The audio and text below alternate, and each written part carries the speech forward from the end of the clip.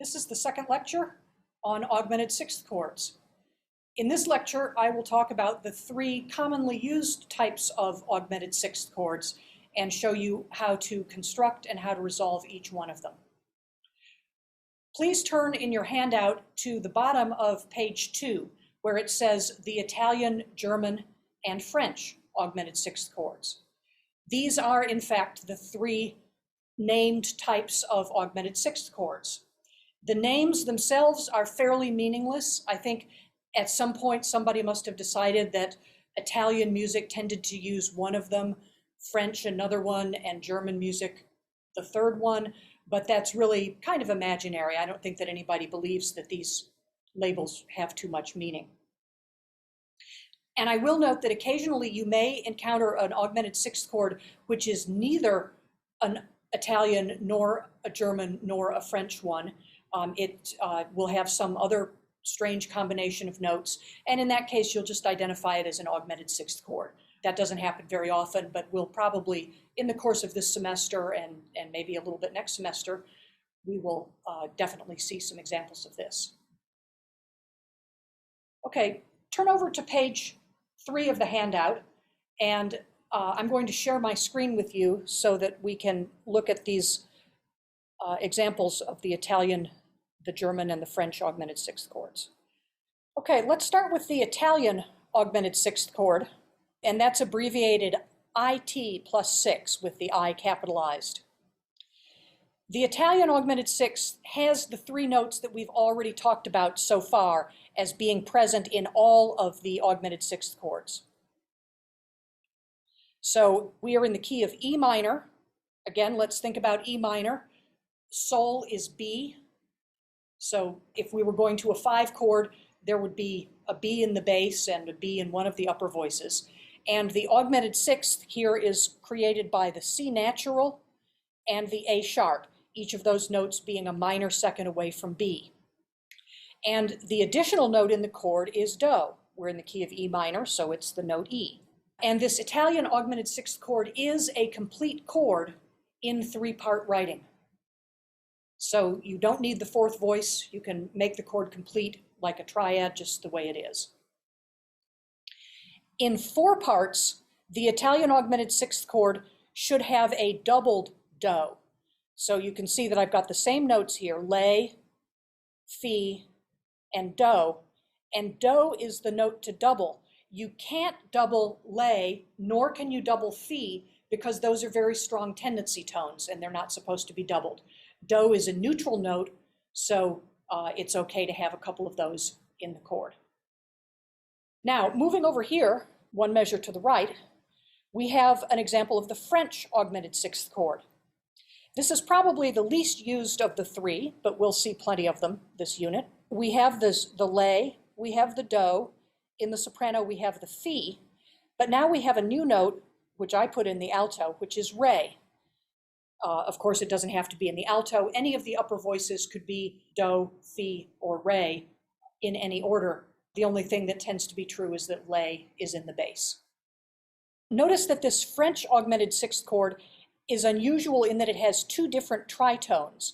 From C natural up to F sharp is a tritone, and from E up to A sharp is a tritone. And that gives the French augmented sixth a little bit of a funny sound. And then finally, in measure 4 is the German augmented sixth chord.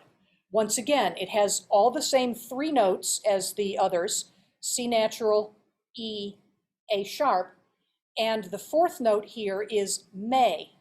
It's the scale degree 3 that is part of E minor. And if we were in the key of E major, we would have to put a natural on the note to turn G sharp into G natural. So it's important that you have a perfect 5th above the bass. If you think of it, we have a major triad, C, E, G, and then above that we have an augmented sixth. This is going to sound exactly like a major minor 7th chord, because A sharp is the same note basically as B flat. The difference between a major minor 7th chord and a German augmented sixth chord is the way that they resolve. The major minor 7th chord resolves with the 7th, which would be B flat, resolving down by step. The augmented sixth chord resolves with the phi, the A sharp, resolving up to sol. So again, compare these three chords in measures 2, 3, and 4, and you can verify that the soprano, the tenor, and the bass are all the same. And the note that is changing as we go from the Italian to the French to the German, in my example, is the alto voice. The Italian has an extra do, the French has a re, and the German has a me. Scale degree 1, scale degree 2, scale degree 3. One of my students in an earlier semester told me that the best way to remember which one of these augmented sixth chords had which note is to just remember this: I, F, G, 1, 2, 3. It rhymes. I, F, G, Italian, French, German, scale degrees 1, 2, 3. If you know your European geography, you could think of Italy as being the country which is furthest in the south, just as do is the lowest of the three notes. If you go north from Italy, or a little bit northwest, you get to France, and that would be re. And then from France, if you go north, if you go northeast in particular, you get to Germany, and that's where your me is. So you can think about it that way too. Let me play these chords for you. I think you'll find that it's very difficult to tell the difference between the Italian and the German, but the French does have a distinctive sound. Here's the Italian.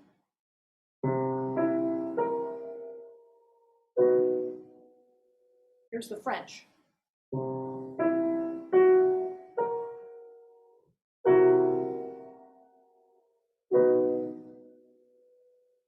And here's the German.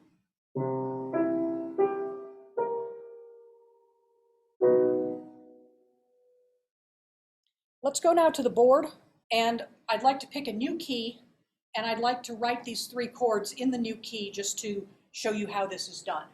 So let's use F sharp minor. Okay, in F sharp minor, 5 is C sharp. So the augmented sixth of all of these chords will be made up of the note that's a half step above C sharp and a half step below C sharp. So the bass note is going to be lay, which is D natural. And actually what I'm going to do is I'm going to put phi in the bass clef. I don't want you to think that phi always has to be in the treble clef. B sharp is a minor second below C sharp. D natural is a minor second above C sharp. With the Italian augmented sixth chord, all we need as an extra note is the F sharp, which is do. And if we're in 4 parts, we want to double that note. Let's go next to the German. The German is going to have lay, phi, and do, and it will also have me. We have a major triad, D, F sharp, A, lay, do, me, and then we have an augmented sixth above the lay. And this is enharmonically equivalent to a D major minor seventh chord. D, F sharp, A, C natural would be 5/7 of flat 2. But this is an augmented sixth chord because the B sharp is going to resolve up to C sharp. Okay, and finally the French. The French augmented sixth chord will have lay, it will have phi, it will have do, and then it will also have re. And so that's how you should construct the 3 types of augmented sixth chord. Start with the augmented sixth itself, then add do, and then add the note that defines it as being either Italian or French or German. Italian will have no new notes. In 4 parts, it will just have an extra do. The French will have an extra 4th note, which is re, and the German will have an extra 4th note, which is me. I'm going to look at an example from the textbook now, which is also in your handout. So if you have your handout in front of you, we're looking at example 25.3, which is at the bottom of page 3 of the handout, or you can find the example in your textbook. example 25.3. Okay, so this is a little review of the resolutions of the Italian augmented sixth, and in a little bit we'll look at the resolutions of the German and the French augmented sixth as well. With the Italian augmented sixth, the lay goes down, so we have lay sol in the bass. In one of the upper voices, we have fi sol, and then the two does are going to resolve in opposite directions. One of the does is going to go down to T, don't forget your leading tone in minor. The other do is going to go up to re, and then the 5 chord will resolve to 1 normally. If we're in a major key, and if we approach the Italian sixth from 4/6, notice how we get chromatic motion in both the outer voices. At least in this example, they're both outer voices. So the 4/6 has fa in the soprano and la in the bass, and then those move chromatically, fa to fi to sol, and la to lay to sol. It's also very common to move to a cadential 6/4 first. So here's your Italian sixth, moving to a 1/6/4 chord, the cadential 6/4, and then moving to 5. Here's the example where the Italian sixth moves not to 5, but to 5/7, and fi goes to fa. And then again, here's an example of spelling the Italian, the German, and the French in E major. So we have, for the Italian, we have 2 does. For the French, we have a re, which is F sharp. And for the German, we have a me, which is G natural. And again, in this major key of E major, notice that you need 3 accidentals for the German sixth, because you need lay, you need me instead of me, and you need fi. So all of these notes have to have accidentals on them in a major key. In a minor key, only the fi needs an accidental. I'm going to play examples A through D for you. Please listen to the voice leading and listen to the effect of the Italian augmented sixth chord.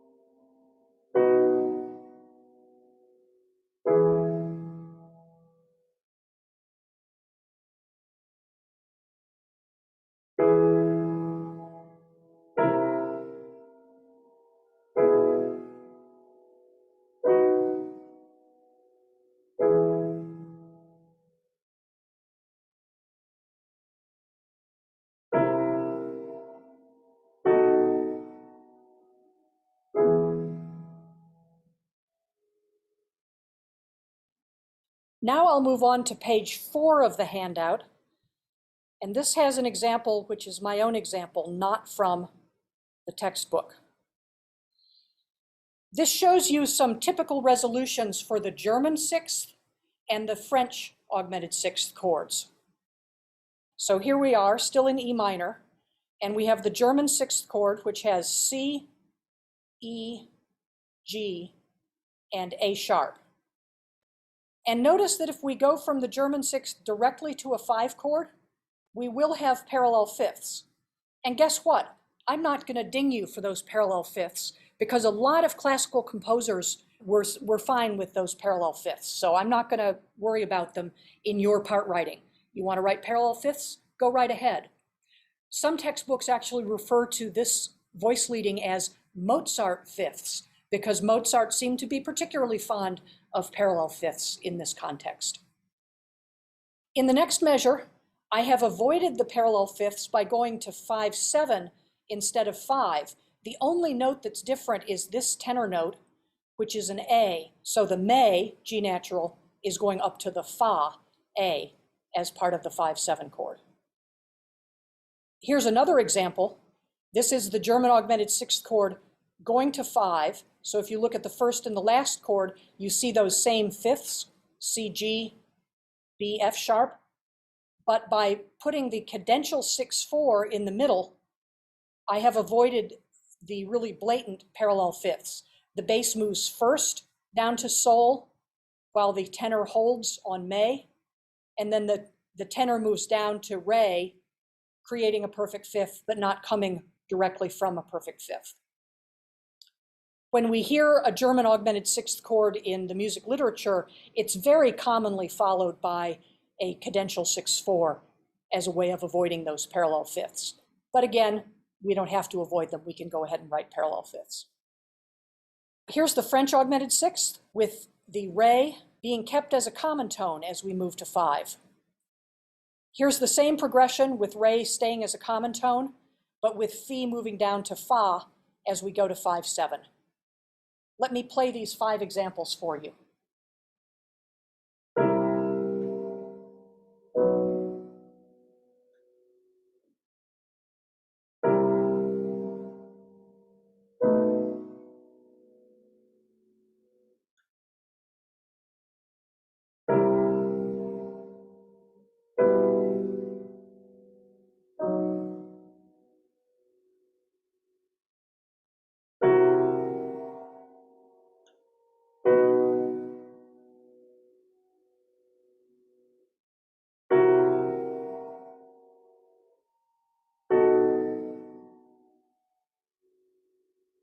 I'm going to go back to the whiteboard, and what I'd like to do is to take these augmented sixth chords that we wrote on the board and resolve each one of them in the most common way to the 5 chord. Okay, so now we're in the key of F sharp minor, and we're going to be going to 5. And 5, of course, is C sharp major. Okay, so and I'm just going to go to the triad, not the 7th chord. So the lay and the fi are going to resolve outward to C sharps.